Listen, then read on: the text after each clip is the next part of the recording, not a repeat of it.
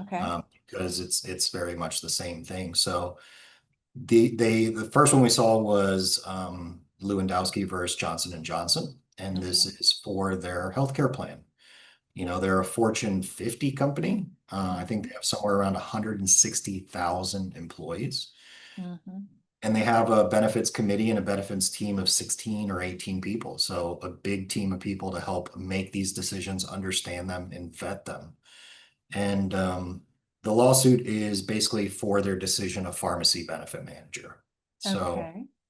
a pharmacy benefit manager essentially sets the price for any drugs that employees could get within the plan. And it lays out 35 or so specific examples of drugs. But Mhm. basically, they agreed to pay up to 13,000 times the cost of the drug that's available, just cash pay.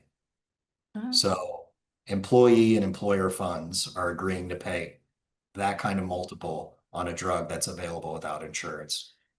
So 13,000, was it, do you, I know that you're not directly involved in this case, Mhm. nor should you speak to it if that is the case, but is the transparency of the data, can you get that data if you were an employee to then understand the multiples that your employer plan has agreed to pay to the pharmacy benefit? I'm aghast. All right. Yeah, yeah.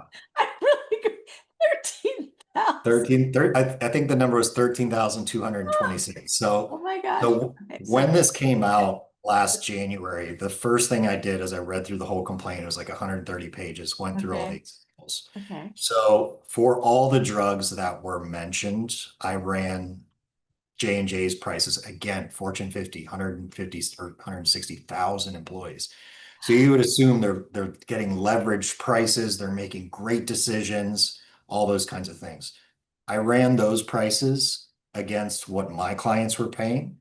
And in the smallest, like I think our smallest on in my book of business, like 100 insured employees, somewhere around okay. there. Mhm.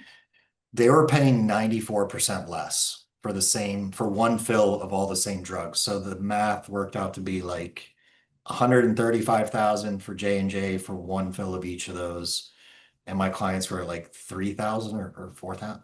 I don't know. It's on my LinkedIn. I posted the public letter as soon as it came out. Okay. But I basically price reference them. So it's not a question of leverage or buying power, all the ridiculous things you hear when you're talking to an insurance broker for these types of decisions. It's literally, it comes down to that question of prudence. Like, how did you vet these decisions? Do you know how the pharmacy benefit manager is getting paid? Do you know what these drug benchmarks are against the cash price?